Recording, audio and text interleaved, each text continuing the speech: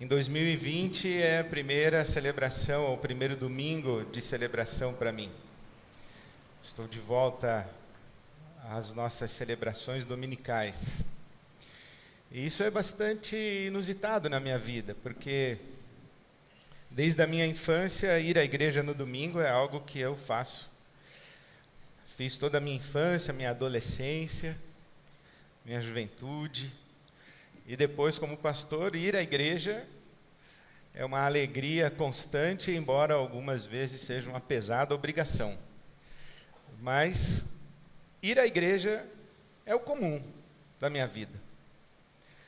Ser igrejado. Claro que eu estou falando de ir à igreja, não necessariamente usando a palavra igreja no seu sentido bíblico. Ir à igreja é isso que nós estamos fazendo agora. Você vai na igreja domingo? Vou na igreja domingo. Vou ao culto, vou à celebração. E quando estava orando essa semana para esse reencontro com o púlpito, com a comunidade, com o domingo, com a rotina, eu me lembrei do Salmo 122, quando o salmista diz: alegrei-me quando me disseram, vamos à casa do Senhor. O Salmo 122 é um dos salmos de romaria. O povo de Israel ia para Jerusalém pelo menos 3 vezes ao ano. Marchava para Jerusalém, subia para Jerusalém, para o templo em Jerusalém, pelo menos 3 vezes, para a festa dos tabernáculos, a festa da Páscoa, a festa do Pentecostes. E enquanto o povo marchava, subindo para Jerusalém, para ir à casa do Senhor, para ir ao templo em Jerusalém, cantava suas canções. Os salmos de 120 até o 134 na sua Bíblia são os salmos de romaria, são as canções que o povo de Deus cantava enquanto ia para o templo, na sua viagem para o templo. E o salmista diz: alegrei-me quando me disseram, vamos à casa do Senhor.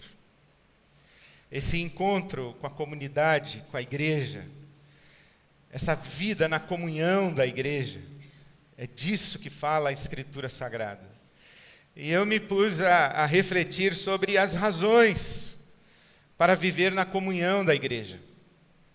Especialmente num tempo em que a ênfase numa religião privada, privativa, individualista, particular, onde cada pessoa escolhe na prateleira de um mercado religioso os produtos que lhe convém, onde cada um escolhe as doutrinas, as crenças, as convicções que mais lhe fazem sentido, onde cada um vai selecionando as experiências comunitárias que lhes dão ou que lhes dá prazer.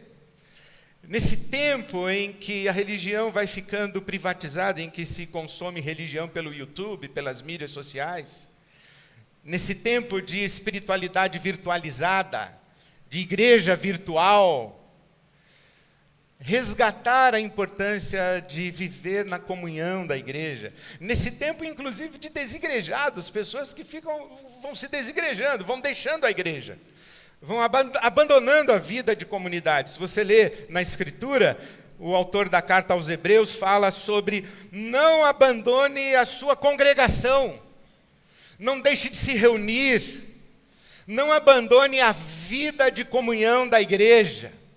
Está na comunhão da comunidade. É claro que o domingo é apenas um elemento dessa vida de comunidade.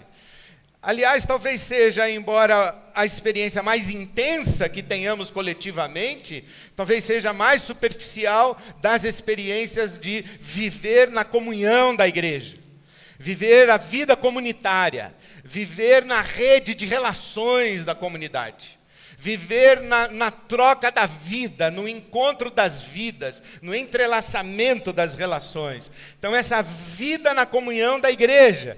E a gente se pergunta, por que viver na comunhão da igreja? Por que viver entranhado na igreja? Por que não viver uma religiosidade ou uma espiritualidade lá em casa?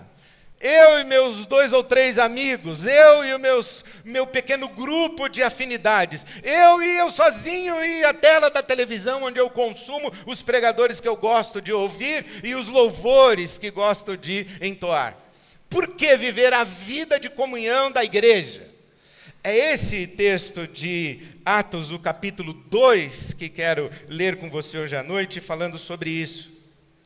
Quando os primeiros cristãos, os nossos primeiros irmãos e irmãs, lá no primeiro século, logo depois do dia do Pentecoste, há o registro da primeira experiência comunitária cristã.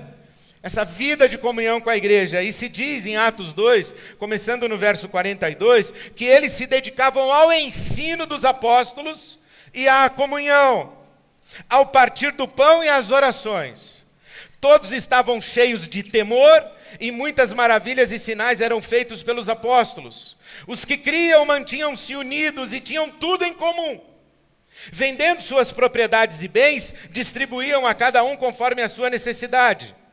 Todos os dias continuavam a reunir-se no pátio do templo, partiam o pão em suas casas e juntos participavam das refeições com alegria e sinceridade ou singeleza de coração, caindo na graça de todo o povo enquanto viviam louvando a Deus, conquistando a simpatia da cidade de Jerusalém. E todos os dias o Senhor lhes acrescentava os que iam sendo salvos. Essa é uma experiência de vida comunitária do discipulado de Jesus. Aqui fala da vida de comunhão da igreja e as razões por que devemos estar na comunhão. Primeiro, porque é na vida de comunhão da igreja que nós temos o contato, a relação com o ensino dos apóstolos, a doutrina dos apóstolos. É na vida de comunhão da igreja que nós aprendemos as Escrituras Sagradas, nós aprendemos o Evangelho. Nós conhecemos a razão da nossa fé, a razão da nossa esperança. Nós conhecemos e lapidamos e aprofundamos e vamos ganhando cada vez maior consciência e maior lucidez a respeito das nossas crenças. O ensino dos apóstolos, aquilo que cremos, quais são as nossas convicções a respeito do mundo espiritual, quais são os fundamentos da nossa fé, quais são as nossas crenças. Fé é diferente de crença. Fé é confiança em Deus. Fé é uma experiência com Deus. É um encontro com Deus e um descansar da vida aos propósitos, aos cuidados, às mãos de Deus. Isso é fé. Agora, crenças têm a ver com o que pensamos a respeito de Deus. As coisas que acreditamos a respeito de Deus são as nossas crenças. E a maneira como nós nos relacionamos com Deus tem muito a ver com aquilo que a gente pensa a respeito de Deus. E há muita gente muito equivocada no que pensa a respeito de Deus. Tem fé, mas as crenças funcionam como uma nuvem de fumaça. As crenças funcionam como caminhos distorcidos para o encontro com Deus. As crenças funcionam como elementos de sabotagem da experiência de fé, porque são crenças inconsistentes, são crenças incompatíveis com a palavra de Deus, com o Evangelho. São um amontoado de clichês, de sabedoria ou ignorância popular. É uma panaceia de coisas que se fala a respeito de Deus, mas que a Bíblia não fala, o Evangelho não fala, a verdade revelada não fala. Então as crenças estão equivocadas e o relacionamento e a experiência de fé fica truncado, fica infrutífero, fica pesado, fica de tal maneira a causar danos naqueles que buscam a Deus, porque o buscam de maneira equivocada. O apóstolo Paulo fala disso. Fala dos seus concidadãos, dos seus compatriotas, os judeus de sua época. O apóstolo Paulo diz assim: eles têm zelo de Deus, mas sem entendimento. Eles têm zelo de Deus, mas não entenderam a revelação, não discerniram a revelação. E eu dou graças a Deus de ter crescido na comunhão da igreja. Eu fui criado desde pequeno na comunhão da igreja.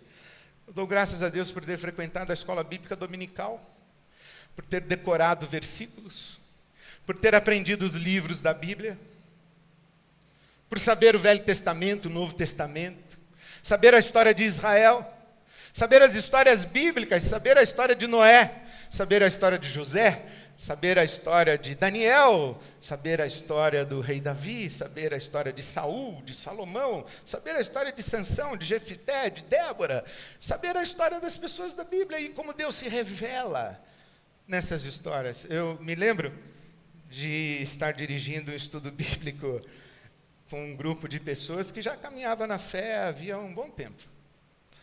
E eu falei sobre o dia em que Deus pediu que Abraão sacrificasse seu filho Isaque. E comentei que Deus havia feito esse pedido e segui adiante, porque não era o tópico da minha fala. E fui embora, e deixei lá o Abraão e o Isaque, e o pedido que Deus fez a Abraão.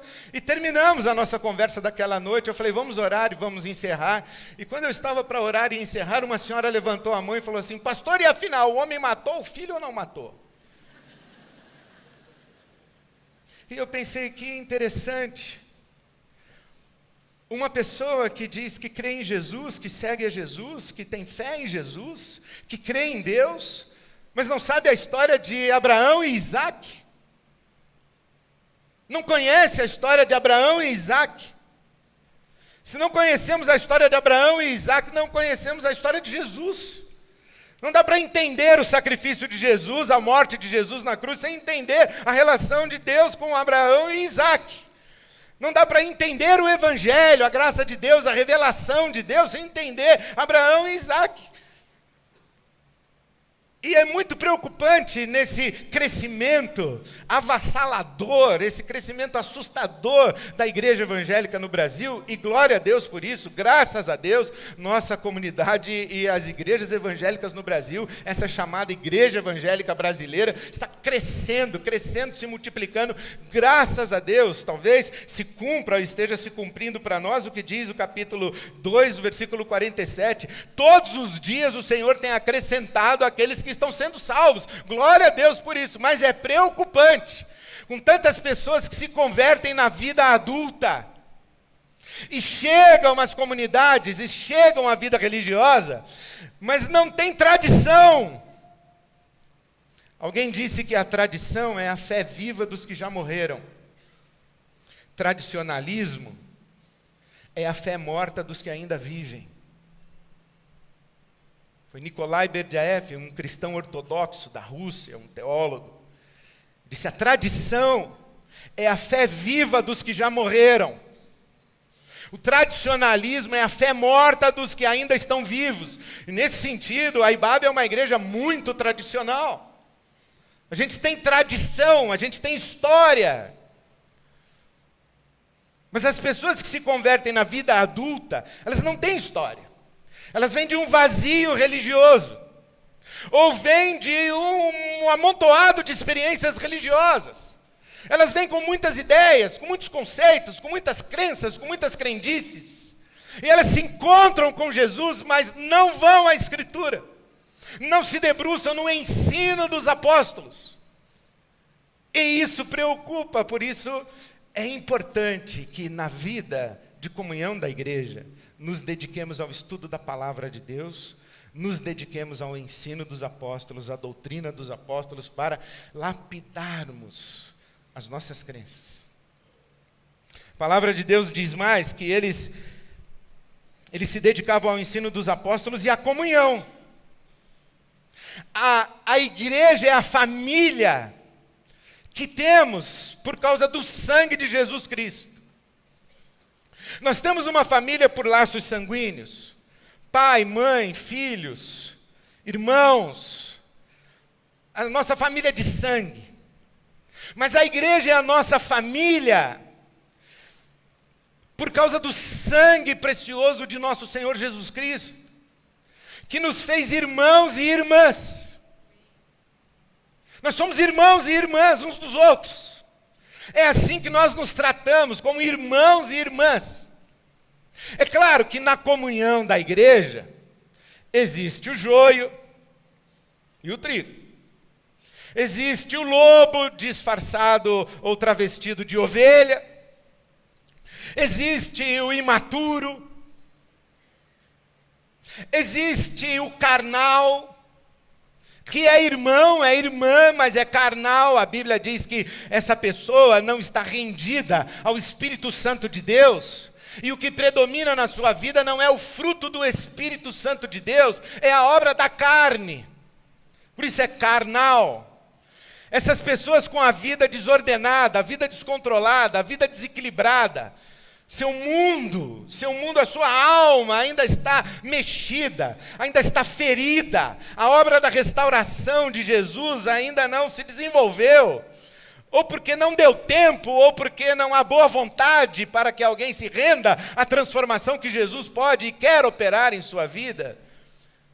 Então nós encontramos na vida da igreja e na vida de comunhão da igreja, gente que a gente chama de irmão, chama de irmã, mas essa gente nos fere, nos machuca, nos prejudica, nos traz problemas, nos gera conflitos.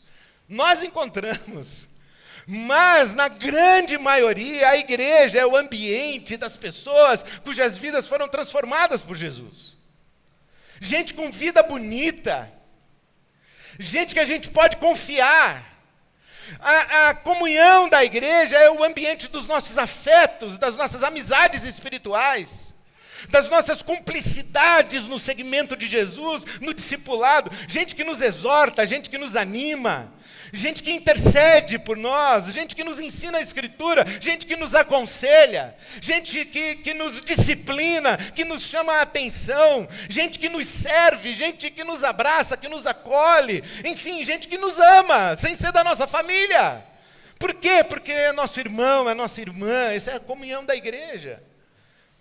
É na vida de comunhão da igreja, e vida de comunhão da igreja é família, né, gente? Vocês sabem como é a sua família. É família. Há um pessoal que quer selecionar os irmãos e as irmãs. Quer viver a vida de comunhão da igreja com gente legal, aos seus critérios. A família de Deus. E eu tenho um amigo que diz que Deus tem cada filho que ele não sabe onde Deus arruma, mas a família de Deus, a gente não escolhe a família de Deus. E é na vida de comunhão que a gente cresce, que a gente amadurece. A Bíblia Sagrada fala que somos irmãos e irmãs, e o apóstolo Paulo usa uma expressão muito linda. Ele fala que nós devemos nos saudar uns aos outros com um ósculo santo, com um beijo santo. É na comunhão da igreja, é nessa comunhão aqui descrita na palavra de Deus, que nós nos tocamos fisicamente, com pureza, sem luxúria, sem lascívia, sem malícia, sem interesses escusos, sem segundas intenções. Nós nos tocamos de maneira santa na presença de Deus, porque sabemos que na veia daquele outro que está diante de nós corre o sangue de nosso Senhor Jesus Cristo. Ele é nosso irmão, ele é nossa irmã, é na vida de comunhão da igreja. É aí que a graça de Deus está manifesta e derramada. A Bíblia diz mais, diz que eles se dedicavam ao ensino dos apóstolos, diz que eles se dedicavam à comunhão, e diz que em cada um e em cada alma havia temor. Temor. Na vida de comunhão da igreja, o nosso coração se mantém assustado. O nosso coração se mantém alumbrado, encantado, maravilhado.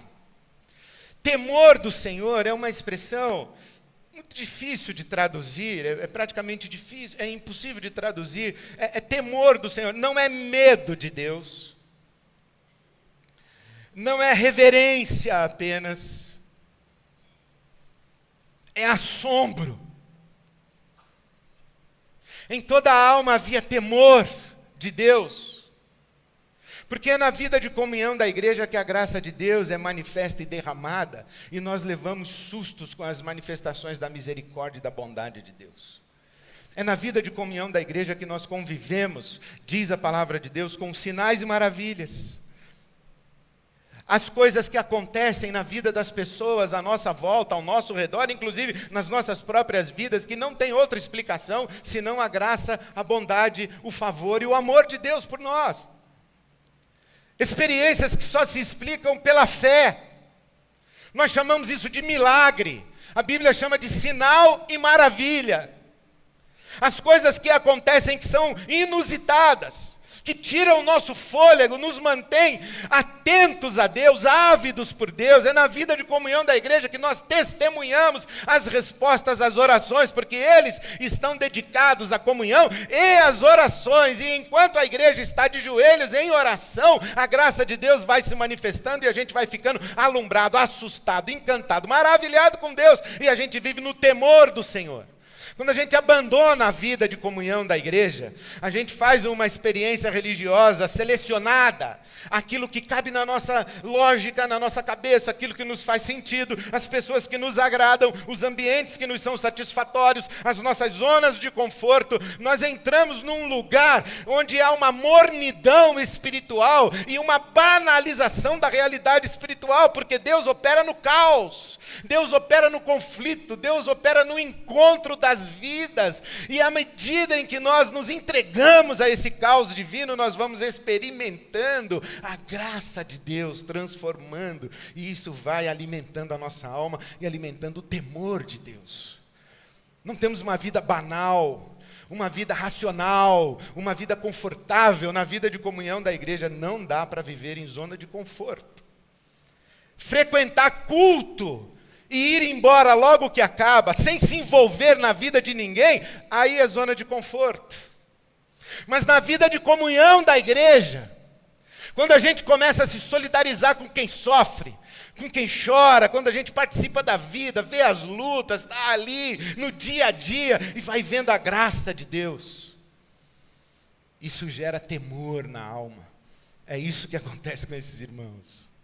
Diz mais, diz que eles se dedicavam uns aos outros no cuidado, porque vendiam os seus bens e entregavam aos apóstolos as suas riquezas para que os apóstolos distribuíssem conforme a necessidade.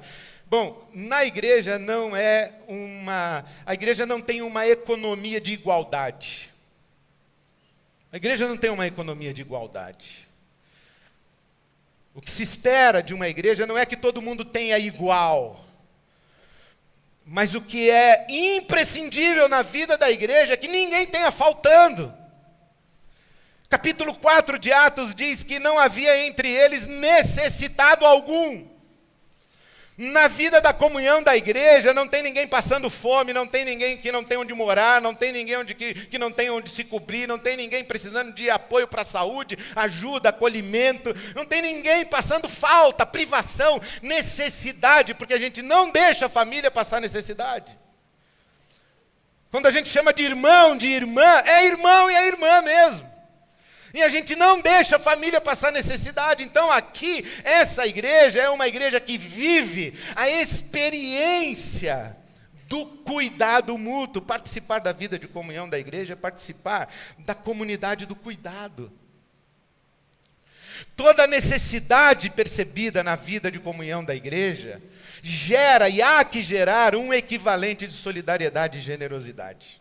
É isso que acontece com esses irmãos. Quem está afastado da vida de comunhão da igreja, precisa pegar o telefone para pedir socorro, para marcar hora. Mas quem está na vida de comunhão da igreja, tem relações, tem afetos, e as riquezas circulam. Nós temos dito já há muitos anos que a IBAB custa 1 milhão por mês. Tem uma boa notícia para você, não custa mais 1 milhão, custa 1.200.000. A partir de 2020 agora, nós já estávamos tentando administrar as nossas contas do ano passado, do outro ano, mas agora é inevitável. A IBAB custa por mês R$1.200.000. E esse ano especialmente vai custar mais, porque nós temos o galpão alugado e vamos transferir o IBAB Criança para lá e vamos fazer uma reforma de alguns milhões. Então, nós vamos ter uma chuva de milhões caindo na IBAB. Não sei quem vai se molhar na chuva, mas que vai chover, vai. E vai chover riqueza e prosperidade de Deus. Mas não pode chover riqueza e prosperidade de Deus para o nosso conforto. é para a nossa partilha, é para que a igreja continue viva. E 1.200.000 é aquilo que cai na nossa conta corrente, mas só Deus sabe, na sua contabilidade divina, as riquezas que percorrem a rede de relacionamentos da comunidade. Os grupos pequenos, as redes familiares, as doações anônimas, o trabalho pro bono, a dedicação de tempo, a ação voluntária, quanta riqueza flui na vida de comunidade, que só Deus sabe, e por isso só a Ele a recompensa cabe. A vida de comunhão da igreja é uma vida de cuidado mútuo e de riqueza de Deus circulante para abençoar o maior número de pessoas, de tal maneira que não haja entre nós necessitado algum e necessitado de nada. Diz a palavra de Deus que eles louvam a Deus, louvando a Deus e caindo na graça e na simpatia do povo. Louvor a Deus, é importantíssimo nós nos ajoelharmos. Há um Deus nesse universo, Ele é digno de ser adorado, Ele é digno de receber o nosso louvor, a nossa gratidão, o nosso júbilo, a nossa alegria. Nós começamos a nossa celebração cantando Tu és fiel, Senhor. Cantamos grandioso és Tu.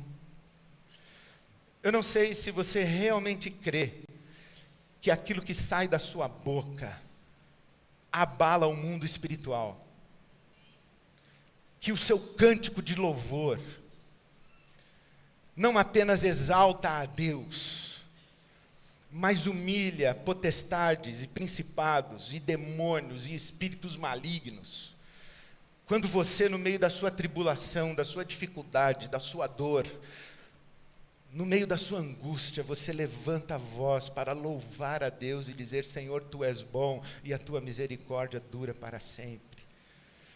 Tu és o meu Deus, o meu refúgio, a minha rocha, a minha fortaleza. Em Ti confio, jamais serei abalado. Quando você pronuncia: Senhor, toma o Teu lugar e reina na minha vida. Quando você se reúne, quando você está na congregação, quando você está no meio do louvor, a palavra de Deus diz que no meio dos louvores Deus habita.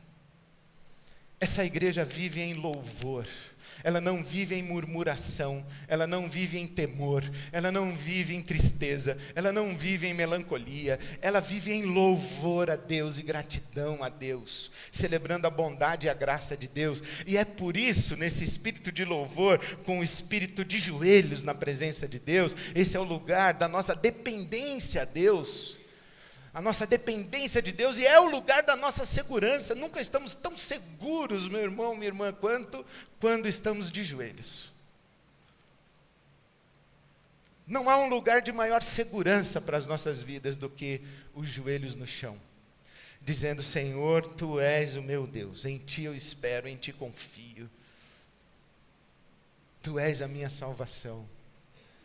Essa igreja, ela cai na graça e conquista a simpatia dos outros. Ela não tem palavra de condenação, de segregação, ela não tem palavra de proselitismo, ela não quer convencer ninguém de nada. Ela só testemunha da graça de Deus na sua vida. Ela anda alumbrada, ela anda encantada, maravilhada, ela anda assombrada, ela anda no temor do Senhor, partilhando vida. Ela vive em louvor e gratidão. Essa vida é cativante, é estimulante, é sedutora. Quando a igreja de Jesus é o que ela deve ser, ela é maravilhosa, é irresistível. Jesus disse: as portas do inferno não prevalecem contra a igreja. Não adianta, vai chegar lá. Eu fico vendo os testemunhos de pessoas que se achegam, hostis ao evangelho, não gostam de crente, eu também não gosto, não gostam de religião, também não gosto, também não gosto dessas coisas todas. Eu sou apaixonado por Jesus, pelo evangelho de Jesus. E as pessoas se achegam reticentes, cautelosas, desconfiadas, às vezes inclusive magoadas, mas quando a comunidade, a vida de comunidade é o que tem que ser, a graça de Deus se manifesta. E as pessoas passam a desejar Jesus. E essa igreja se torna um testemunho da presença de Deus e da beleza de Deus no mundo. A vida da comunhão da igreja. Mas diz mais, por último, que essa igreja, ela parte o pão. E você se lembra que Jesus disse, todas as vezes que vocês partirem o pão, em que vocês tomarem do cálice, do vinho no cálice, vocês façam isso em memória de mim. Em memória de mim. O partir do pão é o partir do corpo de Cristo. É o repartir do corpo de Cristo. Participar no cálice do vinho é participar do sangue de Jesus. A vida de comunhão da igreja é guardiã da memória da cruz. Nós guardamos a memória da cruz. Nós nos reunimos para celebrar a memória da cruz. O apóstolo Paulo diz, quando vocês se reúnem, vocês tomam do pão e tomam do cálice, e vocês anunciam a morte do Senhor. Ontem eu estava conversando com a Silvia, minha esposa, e eu não sei como foi que nós chegamos na conversa sobre tatuagem. Falando de alguns amigos nossos que fizeram tatuagem, alguns estão querendo fazer, e tatuagem daqui para lá, e lá pelas tantas eu me percebi fazendo uma declaração. Falei, olha, eu não pretendo fazer tatuagem. Aliás, hoje de manhã veio um irmão dizendo, não faça, pastor, está aqui no Levíticos, que não marque o corpo, não tem nada a ver. Aqui na Bíblia, aquela marcação do corpo era no ritual de religiões pagãs, e a marcação era quase que um selo de propriedade, de uma dedicação do corpo a uma divindade. E você sabe que na tradição bíblica há toda uma preocupação de não fazer imagens a respeito de Deus. Então não tem nada a ver com tatuagem. Se você quiser colocar um golfinho no seu braço, aí tudo bem, beleza. Mas eu estava falando para minha esposa, eu falei, olha, eu não pretendo fazer tatuagem, mas se eu fosse fazer, eu queria colocar uma cruz aqui no meu pescoço, assim. E uma cruz que, se eu tivesse que usar um terno e uma gravata, ia ficar, todo mundo ia ver a cruz. Ia ficar lá, cruz. Porque eles têm uma imagem que fala a nosso respeito. Eles têm uma imagem que fala a respeito do nosso Deus, do caráter de Deus, do propósito de Deus, da intenção abençoadora de Deus, dos braços abertos de Deus. É a cruz de Jesus. O apóstolo Paulo diz assim, eu entre vocês resolvi saber nada, exceto a respeito de Cristo e este crucificado. A cruz, a igreja, a comunhão de igreja guarda a memória da cruz de Cristo. Quando nos afastamos da comunhão da igreja, deixamos de celebrar a memória da cruz, nós vamos nos esquecendo. Nós vamos nos esquecendo da obra redentora de Deus nas nossas vidas. Deus vai se tornando cada vez mais uma ideia, cada vez mais uma fumaça. Daqui a pouco você está falando que Deus é tudo. Não, Deus tem nome. O nosso Deus tem nome e se revelou a nós na pessoa de Jesus, o Cristo. A igreja guarda a memória da cruz. Por isso eu faço um apelo para você hoje à noite. Ore a Deus e renove no seu coração o amor pela comunhão da igreja. Eu não estou falando só da comunhão da igreja, o corpo místico de Cristo. Nós que somos de Jesus fazemos parte do corpo místico de Cristo. Por quê? Porque em Cristo Jesus nós fomos batizados no Espírito e com o Espírito. Paulo apóstolo escreve, Coríntios capítulo 12, os versículos 12 e 13, que a todos nós que pertencemos a Jesus, foi dado o Espírito Santo. O Espírito Santo foi mergulhado em nós. Nós fomos batizados com o Espírito Santo. Mas diz o apóstolo Paulo que também, quando fomos batizados com o Espírito Santo, nós fomos batizados em um corpo, o corpo vivo de Cristo. Então, nós fazemos parte do corpo vivo de Cristo, do corpo místico de Cristo. Mas quando eu falo da comunhão da igreja, eu falo da comunhão da comunidade, histórica, concreta, com gente de carne e osso.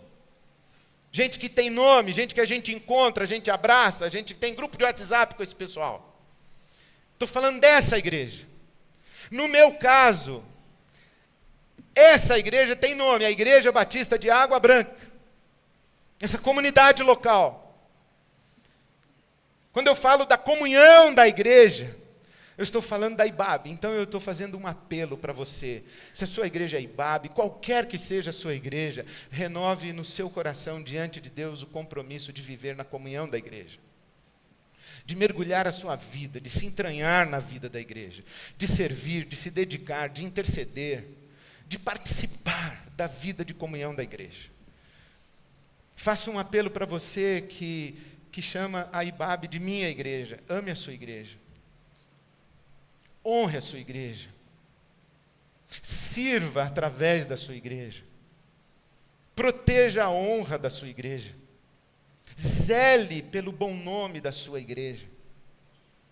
Tenha uma vida bonita. De tal maneira que quando alguém quiser justificar o fato de ter abandonado a igreja, jamais cite o seu nome. Por que você deixou a igreja? Que nunca o seu nome seja citado. Mas quando alguém testemunhar do seu amor pela igreja de nosso Senhor Jesus Cristo, que lembre-se de pessoas como você, de vidas inspiradoras, de vidas encantadoras, vidas que apontam para Jesus, vidas onde a beleza de Jesus transborda dos seus olhos, dos seus atos, das suas palavras, dos seus poros, que você viva Jesus. Que as pessoas se encantem com a igreja de Jesus, convivendo com você. Assuma esse compromisso de viver a vida de comunhão da igreja. Essa mesa nos fez igreja. Essa mesa nos fez irmãos e irmãs.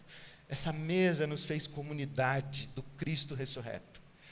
Então eu clamo a Deus em seu favor, para que se a igreja feriu você, machucou você, decepcionou você, negligenciou você, negligenciou a sua vida, reconcilie-se com a igreja. Ela é a família de Deus. Volte para a igreja, para a vida de comunhão da igreja. Porque é na vida de comunhão da igreja que você mantém a lucidez da sua fé.